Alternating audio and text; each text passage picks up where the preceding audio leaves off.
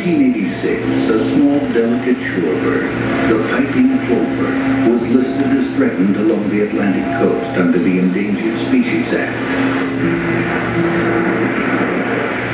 Piping plover numbers had been steadily declining and less than 800 pairs were known to nest. The reasons for the decline weren't hard to figure out. Development along the coast has crowded the piper from much of its traditional beach habitat. The numbers of bathers, surfers, fishermen, joggers, off-road vehicles, and dogs on the beach has exploded, making it very difficult for the piper to raise its chicks.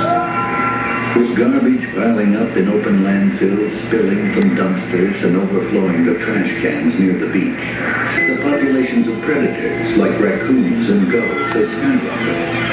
It was clear that unless something was done, and soon, the Atlantic coast's piping plover could, one day, become extinct. Most Atlantic coast pipers winter along the southeastern coast from North Carolina to the Florida Keys.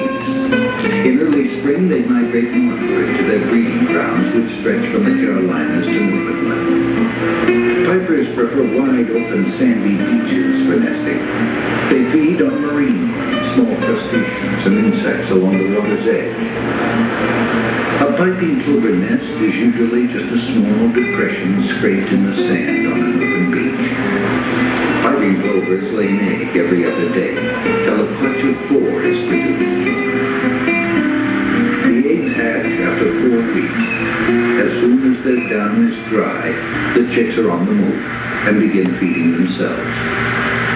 The chicks are extremely vulnerable to attacks from predators.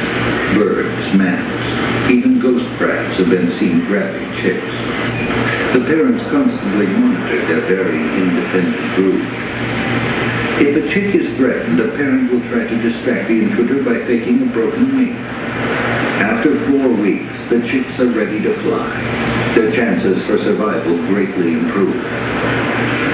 Throughout these 2 months, from egg laying to flight, disturbance from people can be fatal. If an incubating bird is frightened from the nest during the heat of the day, the eggs can cook in the sun. The very active young chicks have huge appetites and must feed constantly. If beach activities scare them from feeding, they may not survive. This is what appears to be happening on the beach across from Atlantic City. Years ago, this beach area was undeveloped, deserted, ideal for all kinds of shorebirds to raise their young. But as Atlantic City grew, so too did the need for more housing, and this ideal nesting habitat changed forever. While plovers still attempt to nest, the chicks are not surviving. If beach activity is so disturbing, why don't pipers nest elsewhere? When pipers arrive in early spring to begin courting and choosing nest sites, the beaches are deserted, ideal for plovers.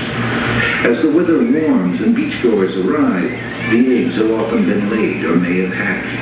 The pipers have no choice but to stay despite the people. People aren't the only problem pipers face. At Monomoy National Wildlife Refuge on Cape Cod's southern coast, the rapidly increasing gull population is the problem. The barrier islands of Monomoy would seem ideal piping plover habitat. Miles upon miles of deserted sandy beaches, dunes, and tidal marshes.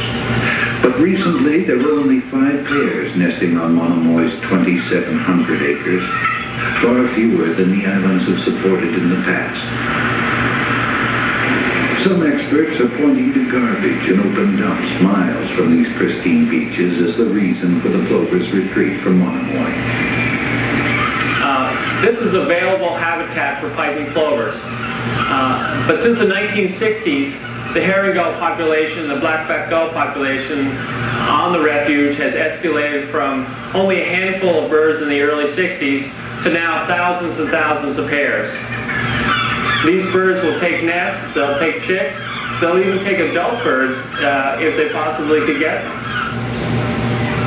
As long as garbage is left in the open, gull numbers will increase and the habitat needed by smaller birds will be overrun.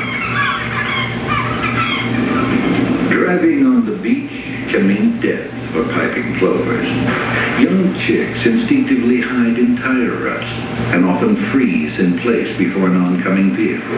On June 8th, I came out to Hardin's Beach and noticed a fresh tire track going the length of the beach. And this is a beach that vehicles are not allowed at all to be driving on the outer beach. And I found this chick dead in the tracks. Chincoteague National Wildlife Refuge, located on Assateague Island in Virginia, has a large concentration of piping plovers. The broad beaches, the food-rich tidal flats, the abundant nesting habitat, and the ability to control access